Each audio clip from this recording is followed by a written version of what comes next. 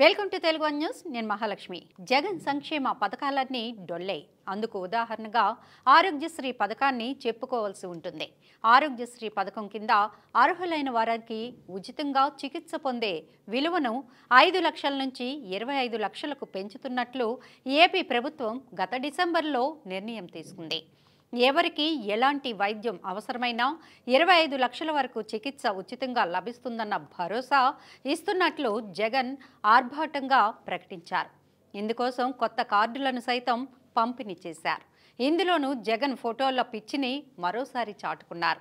ఈ కొత్త కార్డులపై జగన్ ఫోటోలను ముద్రించి మరీ పంపారు. ఈ కార్డుల పంపిణీ ఈ ఏడాది జనవరి వరకు సాగింది. జగన్మోహన్ రెడ్డిని పేదల పాలిట పెన్నిదిగా, ఆపద్బాంధవుడిగా వైసీపీ నేతలు భజన గీతాలు కూడా ఆలపించేశారు.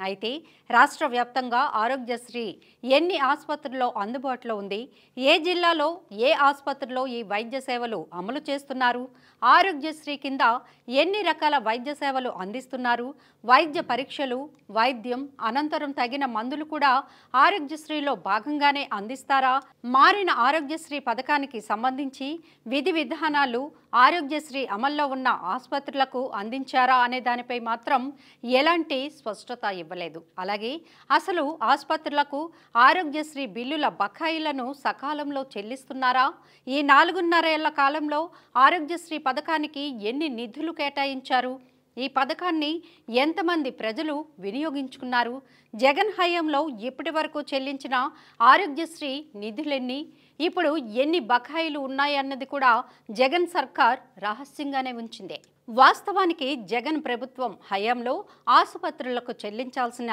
ఆరోగ్యశ్రీ బకాయిలు కొండలా పేరుకుపోయాయి. ఒక్కో ఆసుపత్రికి కోటాను కోట్ల బకాయిలు చెల్లించాల్సి ఉంది.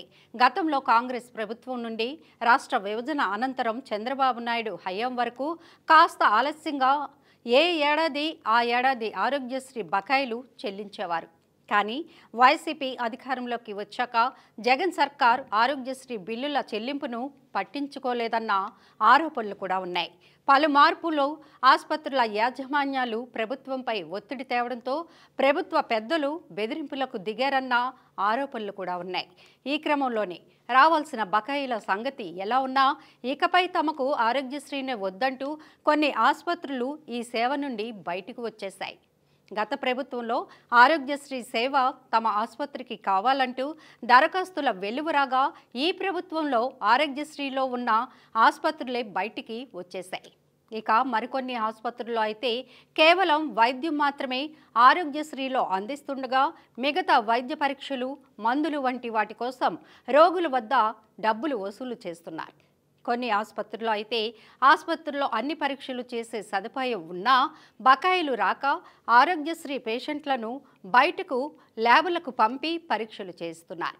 కేవలం డాక్టర్ల ఫీజులు, ఆసుపత్రి రూమ్ అద్దెల వంటివి మాత్రమే ఆరోగ్యశ్రీలో అందిస్తున్నారు. వాటికి ఆసుపత్రుల యాజమాన్యాలు పెట్టుబడులు పెట్టే అవసరం లేకపోవడంతో ప్రభుత్వం నుండి బకాయిలు ఎప్పుడొచ్చినా తమకి నష్టం ఉండదన్న ఆలోచనతో ఇలా ఆరోగ్యశ్రీలో కొనసాగుతున్నాయి. ఎక్కువ శాతం ఆసుపత్రులైతే ప్రభుత్వం మారకపోతుందా, కొత్త ప్రభుత్వంలో అయినా బిల్లులు రాకపోతాయా అని కొనసాగిస్తున్నారు. ఇక ఇప్పుడు ఆంధ్రప్రదేశ్లో ఆరోగ్యశ్రీ సేవలు బంద్ కానున్నాయి. బకాయిలు కొండల్లా పేరుకుపోవడంతో ఆంధ్రప్రదేశ్లోని స్పెషాలిటీ ఆసుపత్రుల అసోసియేషన్ ఈ మేరకు ఆరోగ్యశ్రీ ట్రస్ట్ సీఈఓకు లేఖ రాసింది. గత 6 నెలలుగా ప్రభుత్వం ఆరోగ్యశ్రీ బిల్లులు చెల్లించకపోవడం, బకాయిలు విపరీతంగా పెరిగిపోవడంతో ఆరోగ్యశ్రీ సేవలను ఇక అందించలేమన్నదే ఆ లేఖ సారాంశం.